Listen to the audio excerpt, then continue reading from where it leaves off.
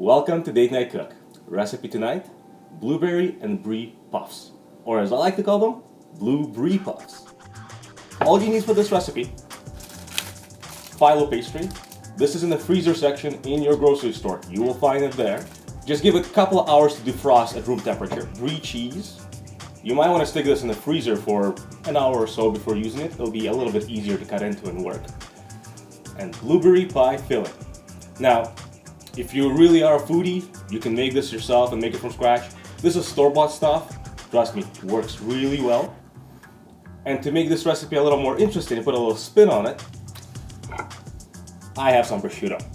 What we're gonna do with this is we're gonna stick it in the oven, get it nice and crispy, and have it kind of like a bacon bit on top. You'll see, really neat. One other thing you want to pick up at the store while you're there is one of these. It's the reusable muffin tin. This was $3, and you don't have to have it for this recipe. You can just fold over the pastry, but trust me, this is gonna save you a lot of mess and headache. So the first thing you want to do, preheat your oven to 375 degrees. Now first, we're gonna prepare the brie. And what you want to do is just take it, and you want to cut all of this rind off. I love brie, it's delicious, but this rind just doesn't work. The easiest way to do this, take your brie, cut it in half like we have here. Now after it's been frozen, just flip it down like so. Take your knife and just slice these big edges right off.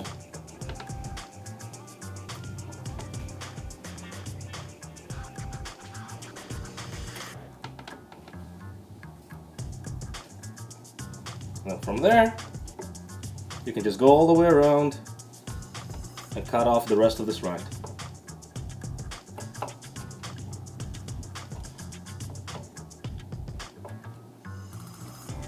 Try to work relatively quickly. The brie will start becoming warm again, and it will start getting melty and sticky on you.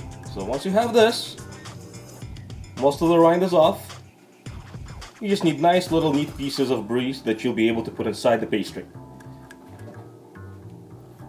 And as you can see, it's already getting sticky on me.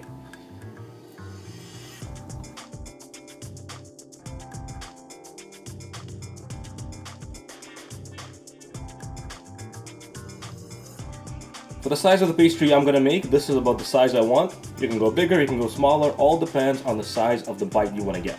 For the pastry, when you get it out of the wrapper,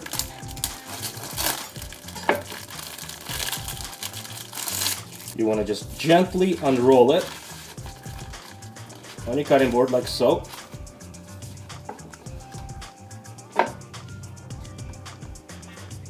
Carefully transfer it over to your cutting surface.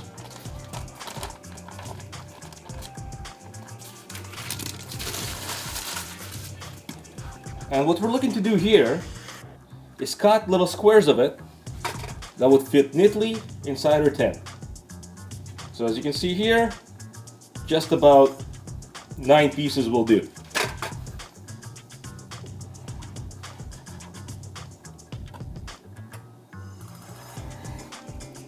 If you have a pizza slicer, you can pull it out here.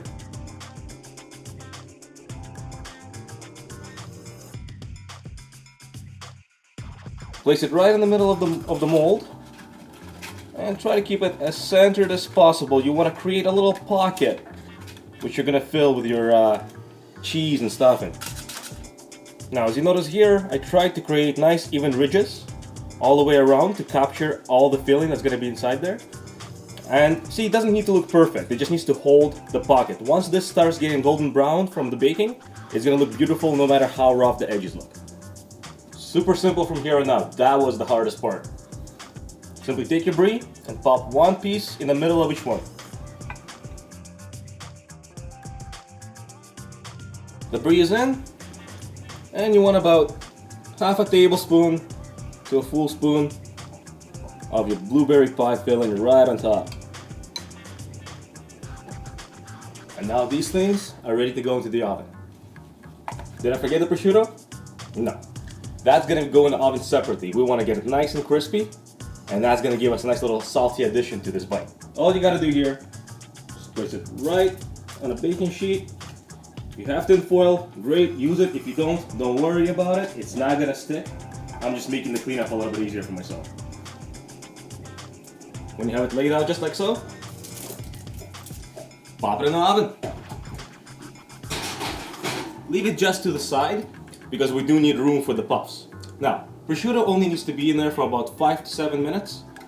That's about half the cooking time for the puffs. The puffs need to be there for about 12 to 14. But we'll pop them in right now. That way we have a little bit of time in between to take the prosciutto out, get it nice and crispy into little bits, and go from there. 5 minutes later, prosciutto should be nice and crispy. Pull it out. And this is what it's gonna look like. Now, leave your puffs in. Odds are they're nowhere near being done yet. But this is a good time to take your prosciutto and get it all cooled off and ready to be crumbled. To do this, simply transfer it to a paper towel. It looks bendy for now, but as soon as it cools, it's gonna start snapping into pieces. Good prosciutto should be nice and thin, so it will cool quickly. As you can see here, it starts getting nice and firm and just snaps right into pieces. This is perfect. You want this. And now we'll wait 5 more minutes and we're almost done. After about 12-14 minutes, the puffs are ready to come out. Pull them out. And this is exactly what you want to see. Bubbling melted cheese, your blueberries, and nice golden edges of the puff pastry. Plating, super easy. Once they're cool enough to touch, just get them out. Put them on your plate. Once you got 3 of them nicely lined up like that on your plate, prosciutto time. And just crumple those pieces right on top. Make sure to get good amount into those little cups. You want to get that in the bite. It gives you a little bit of crispiness, little crunch, and little salt. Just makes it a perfect bite. And feel free to sprinkle some around on a plate as well. Just for the dramatic effect. I find that red color on a white plate just looks so good. Blue-Brie puffs. Your date will love this. Blue-Brie puffs. Looks really good. Please like and share this video, check us out on social media, and check out datenightcook.com for even more good stuff. It's like really, really good. Should take some more of that. Put it on there.